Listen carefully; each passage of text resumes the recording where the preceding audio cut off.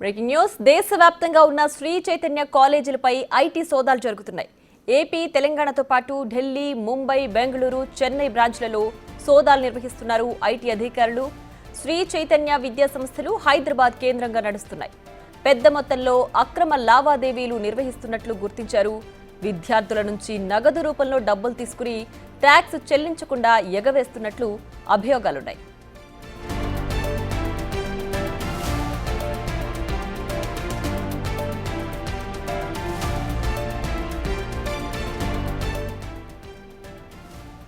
ఇక మరింత సమాచారాన్ని మా ప్రతినిధి విజయ్ ఫోన్ లైన్ లో అందిస్తారు. విజయ్, చెప్పండి, శ్రీ చైతన్య కాలేజీలో ఐటీ సోదాలు కొనసాగుతున్నాయి కదా దేశవ్యాప్తంగా. అసలు ఎప్పటి నుంచి ట్యాక్స్ కట్టట్లేదని తేలింది? అసలు ప్రస్తుతం సోదాలు ఏ విధంగా జరుగుతున్నాయి? ఏంటి డీటెయిల్స్?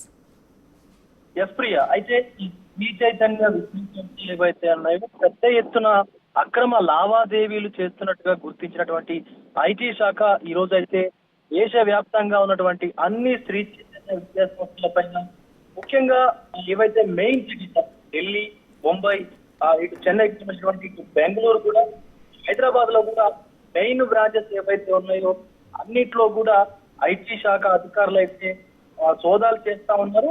ముఖ్యంగా చెప్పాలంటే వాళ్ళు ఒక నగదు రూపంలో ఈ విద్యార్థుల నుంచి ఫీజులు కలెక్ట్ చేసి గవర్నమెంట్ కు కట్టాల్సినటువంటి ఏదైతే ట్యాక్స్ ఉంటుందో ఆ ట్యాక్స్ ని ఎగవేతకు గురి చేస్తూ, ట్యాక్స్ కట్టకుండా ఎగవేస్తూ చేస్తున్నటువంటి పరిణామంలోనే ఈ ఐటీ సోదాలు జరుగుతున్నటువంటి పరిస్థితి కనిపిస్తా ఉంది. అయితే కొద్ది కాలంగా మనం చూసుకున్నట్లయితే ఏదైతే ఈ విద్యార్థులు చెల్లిస్తున్నటువంటి ఫీజులు ఉన్నాయో ఆ ఫీజులు అన్నింటినీ కూడా నగదు రూపంలో బదిలీ చేసుకుని ఇతర దేశాలకు కూడా తరలిస్తున్నారా అన్నటువంటి అనుమానాలు కూడా వ్యక్తం అవుతా ఉన్నాయి.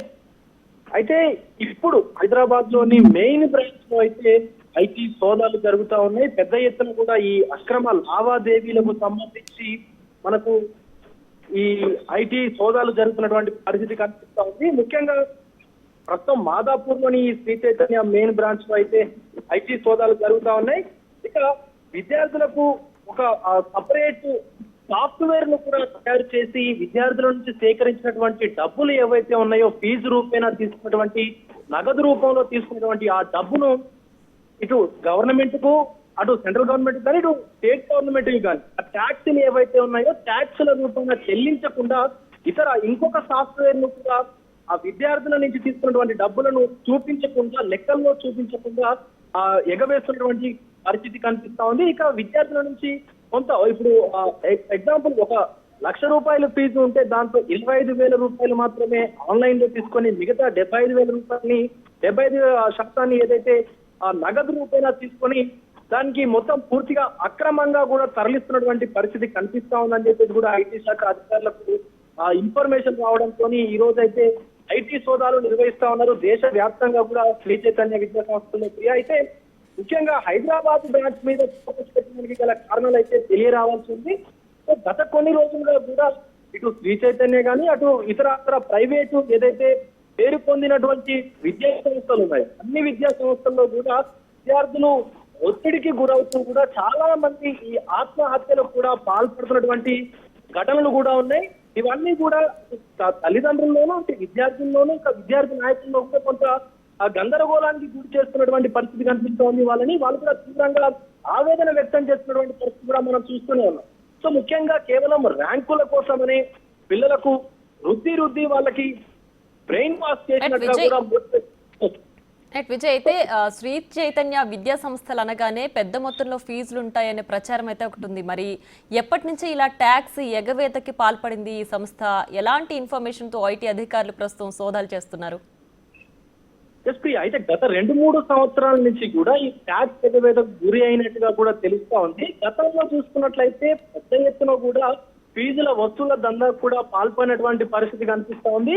ఇప్పుడు శ్రీ చైతన్య అనే కాదు, మిగతా అన్ని ప్రైవేట్ కళాశాలలు ఏవైతే ఉన్నాయో, ప్రైవేట్ విద్యా సంస్థలు ఏవైతే ఉన్నాయో అన్ని కూడా ఇదే బాటని అవలంబిస్తున్నట్టుగా కూడా తెలుస్తా ఉంది. ఎందుకంటే ఆన్లైన్ లో కానీ, లేదా అంటే ఇప్పుడు మనకు వాళ్ళు బ్యాంక్ ట్రాన్స్ఫర్ చేసుకుంటే ఖచ్చితంగా ట్యాక్స్ అయితే కట్ అవుతుంది. కాబట్టి ట్యాక్స్ కట్టకుండా ట్యాక్స్ ఎగవేత చేయాలని చెప్పేసి కూడా ఈ యొక్క నగదు బదిలీలు చేస్తున్నారని కూడా తెలుసుకున్నటువంటి పరిస్థితి కనిపిస్తా ఉంది. సో గత 2-3 సంవత్సరాల నుంచి కూడా ఈ ప్రక్రియను వాళ్ళు ఫాలో అవుతున్నట్టుగా కూడా తెలుస్తా ఉంది ప్రియ. ఈ 2-3 సంవత్సరాలకు సంబంధించి కోట్ల రూపాయల ఆ ట్యాక్స్ ఏదైతే ఉందో అది గవర్నమెంట్ కు కట్టకుండా వాళ్ళ సొంత ఖాతాల్లోనే వేసుకున్నటువంటి పరిస్థితి అయితే కనిపిస్తా ఉంది ప్రియా. సో మరి చూడాలి, మొత్తానికి ఈ రోజు అయితే ఐటీ సోదాలు జరుగుతా ఉన్నాయి అన్ని శ్రీ చైతన్య విద్యా సంస్థల్లో దేశవ్యాప్తంగా కూడా.